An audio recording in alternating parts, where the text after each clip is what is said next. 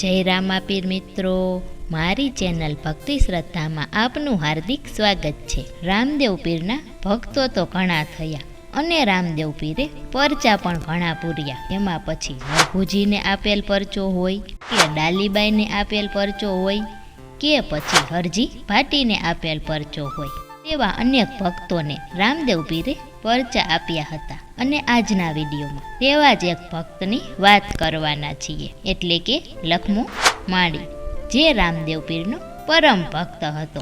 તો આ વિડીયોમાં આપણે લખમા માળીનું જીવનચરિત જોઈશું અને તેને રામદેવ પીરે આપેલો પરચો જોઈશું। તો વિડીયાને લાઈક કરો, શેર કરો અને ચેનલને સબસ્ક્રાઈબ કરો। આ લખમો માળી એ પછી સંત લખમો માળી બની જાય છે। ફૂલવાડી ફોરી રહી તીર્થ રણુજા ધામ, રામ ભાગને રક્ષતો લખમો માળીના। લખમા માળીનો જન્મ રાજસ્થાનના નાગોર જિલ્લાના અમરાપુર ગામમાં થયો હતો। તેનો જન્મ સંવત 1807માં કારતક સુદ પૂનમના દિવસે થયો હતો। તેઓ જ્ઞાતિએ માળી હતા। તેમના પિતાનું નામ રામદાસજી હતું। આ લખમો એ બાળપણથી જ રામદેવ પીરનો ભક્ત હતો। રામદેવ પીરની ભક્તિ કરતો। તેમનો મુખ્ય ધંધો ખેતી તથા લાકડા ભેગા કરીને વેચવાનો હતો અને તે જ્યારે યુવાન થયો ત્યારે તેના લગ્ન થયા। તેના પત્નીનું નામ હતું મેનાબાઈ, પુત્રનું નામ હતું જ્ઞાનદાસ। તેમના લગ્ન થયા પછી તેઓ બંને પતિ પત્ની ભજન અને ભક્તિ કરતા। જે સાધુ સંતો આવે તેમને જમાડતા અને તેની સેવા કરતા। અને તેમના ગુરુ હતા ખિયારામ ભોળાજી। આ ખિયારામ ભોળાજીને પોતાના ગુરુ બનાવી અને બંને પતિ પત્ની ભક્તિભાવથી રામદેવ પીરની પૂજા અર્ચના કરતા। અને એક વખતની વાત છે, પોતે રામદેવ પીરની સમાધિ દર્શન કરવા રણુજા જાય છે। તેમની પત્ની તથા તેમનો પુત્ર પણ સાથે ગયેલ હતા અને તે દર્શન કરીને ધન્યતા અનુભવે છે। અને પછી તો તે ત્યાં રોકાય છે અને હાથમાં રામસાગર લઈને પોતાની વાણીનો પ્રવાહ વહેતો કરે છે અને તે ડાલીબાઈ અને રામદેવ પીરના ભજન ગાય છે। અને પછી તો તે રણુજામાં રોકાય છે। એ દરમિયાન રણુજામાં રામવાવ ગાળવાની કામગીરી ચાલતી હતી અને લખમો માળી તેમાં જોડાઈ જાય છે। એક દિવસની વાત છે, લખમો માળી કૂવામાં ખોદકામ કરતો હતો।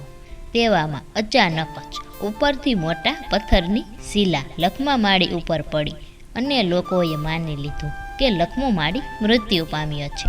પરંતુ તેની આસપાસ બખોલ જેવો ભાગ બન્યો હતો ને તેમાં તે સુરક્ષિત રહી ગયો હતો। જ્યારે તે આ શિલા નીચે દટાઈ જાય છે ત્યારે તેને લાગ્યું કે હવે હું બચી નહીં શકું અને તેથી તે રામદેવજીને અંતિમ પોકાર કરે છે કે વેલાનો વછોરા રે ભવે ભેડા નહીં રે થઈએ, હે મહારાજ, હે કૃપાનાથ, હે દીન દયાળ, મારી છેલ્લી ઈચ્છા સ્વીકારજો। હું આપની સેવા ભક્તિમાં જીવન ગુજારી રહ્યો હતો, પણ હવે મારું બચવું મુશ્કેલ છે। આ ભેખડ એટલી બધી ભારી છે કે હું તેમાંથી નીકળી નહીં શકું। દેહ દટાણો કૂપમાં હવે ન ટકશે અંગ, શરણે લો સેવક ગણી નેજા ધારી નકડંગ। આ રામવાવમાંથી માટી કાઢતા 2 દિવસ લાગ્યા અને જ્યારે માટી કાઢી ત્યારે આ શિલાની પોલાણમાં લખમો માળી જીવતો બેઠો હતો અને તેને હર્ષ સાથે કૂવાની બહાર કાઢવામાં આવ્યો। લખમો માળી સીધા જ રામદેવ પીરની સમાધિએ લાકડી પડે તેમ દંડવત પ્રણામ કરીને બોલ્યા કે બાબા, આપની કૃપા સે મેં જિંદા હું, અબ સે જીવન તુમ્હારે લીએ જીવુંગા। અને ત્યાર પછી તે રણુજામાંથી નીકળીને જ્યાં રામદેવ પીરનો જન્મ થયો હતો તે ઉડ્ડુ અને કાહુમીરમાં એટલે કે મારવાડમાં આવે છે અને ત્યાં થોડો સમય રોકાય છે। અને ત્યાર પછી અંતે 1915ની આસપાસ 108 વર્ષનું આયુષ્ય ભોગવી તેના જ ગામ અમરાપુરમાં જીવતા સમાધિ લે છે। અને ત્યાર પછી તેના પુત્ર જ્ઞાનદાસ પણ સંત બની જાય છે। અને આમ રામદેવ પીરનો ભક્ત એ સંત લખમો માળી બની ગયો। બોલો રામા પીર કી જય।